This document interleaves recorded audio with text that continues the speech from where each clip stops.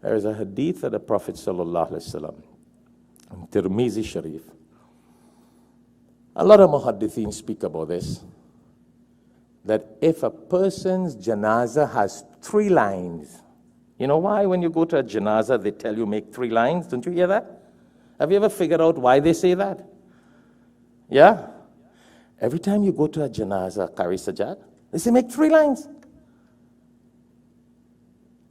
The reason for that is that the Prophet ﷺ had said that if in a person's janazah there are 3 lines of people, that will be an opportunity for forgiveness for that person. But what did he mean there? Quantity of people in your janazah. So if you go to a janazah and you got a lot of more people, you make 5 lines, 7 lines, odd numbers, because he loved things in odd numbers. Then in one hadith again he says, and if in a person's janazah there are 40 people, then that's a sign of forgiveness for the person. Listen to what we're saying here. Bismillah. In another hadith, the muhaddithin have narrated that he also said, and if in a person's janazah there is 100 people, this is an opportunity for forgiveness for the person. Do you know I have been to janazahs where they only had 1 person? Astaghfirullah. 4 and 5 people. But when I check the maths of those people, Allah forgive me, I'm not talking about Allah. I don't know how to talk about this topic because the person passed away. And you're not supposed to talk anything, but let me talk statistics here.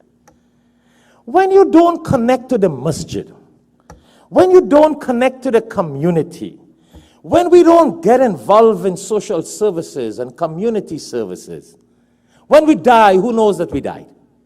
They didn't even know when we're alive. How will they know when we died? Huh?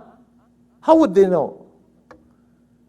That's why it is even recommended, and I see it's a good practice here in South Florida, where when someone passes away, they send a message out, there will be a janazah at so-and-so time, so-and-so day. You know why? The more people attend a janazah, a funeral prayer, and for the benefit of our non-Muslim guests, I see we have former Mayor Dale Holsing here with Wholeness. Nice to have him here with us in the audience. We'll have him give a short greetings after the salah.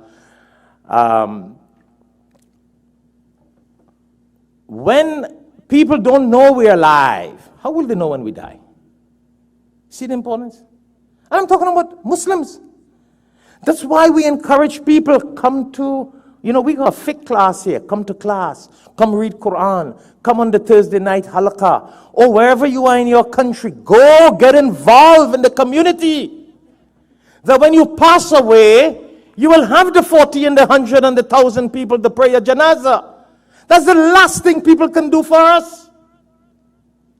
But if we're not connected with the community and the people, and we have not involved in doing social services, community services, or at least go to the masjid, pray with the community.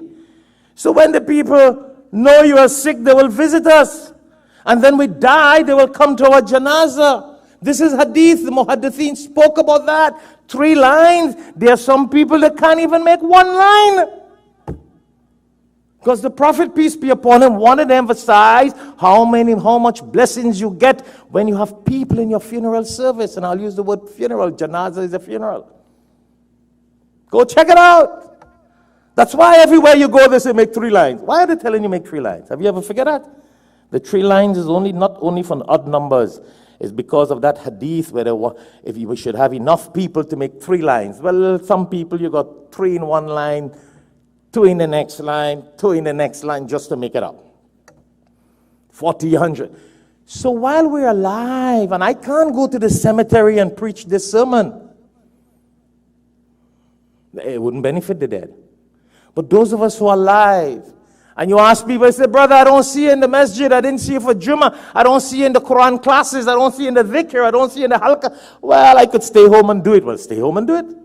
So then you die, you only got your wife, your husband, and your 2 children, if they're not in New York and Japan and China. And you might even have to bury yourself. I'm only reminding myself of Islam. And the more people we have, and it connects to community services, You connect to the masjid and the religious community. You connect to society. The more people that pray for us. This is a very, very important thing. And you got to start from here. Come like this. You pray here. People will miss the brother. Somebody will know. You know, someone passes away. They will announce it and say, Brother so-and-so. Well, I can't say Brother Azad because he's alive and sitting here. This might sound like a joke here, but he went to the cemetery last week. And when he looked down, he saw Azad Ali. He said, "Whoa, I didn't know I died already." Ask him, he's right there. Or somebody else named Azad Ali, but anyhow. What I'm saying is that somebody miss you, or somebody prays, somebody comes to classes, come to religious services regularly, or you're in the community. You know what's going to happen? As soon as you pass away, the community will announce, so-and-so has passed away. The funeral is so-and-so. Everybody knows the person, and everybody are there for the prayer. Last prayer of dua, maghfirat, forgiveness, Allah's mercy on the person. You don't mean we don't want that? You and I don't want that? Are we so good? Are we so pious? Are we so righteous that we don't need it? We don't need it. Astaghfirullah. Come on, think about death at least. Think about our death. If you don't care to do anything for anybody else, do it for the pleasure of Allah.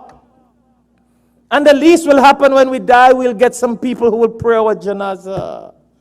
And this is something, you know, it's the first time I'm reminding myself and people of this, because in the recent years I've been seeing this sad situation. And when I do the maths, it's because the people were not connected with the community. And we deprive ourselves of the thousands of people or the hundreds of people to pray our janaaza. Doesn't matter who you are and you think you live in closed doors in your sophisticated community developments. No, my brothers and sisters, a very sad situation. And there's another problem a lot of us make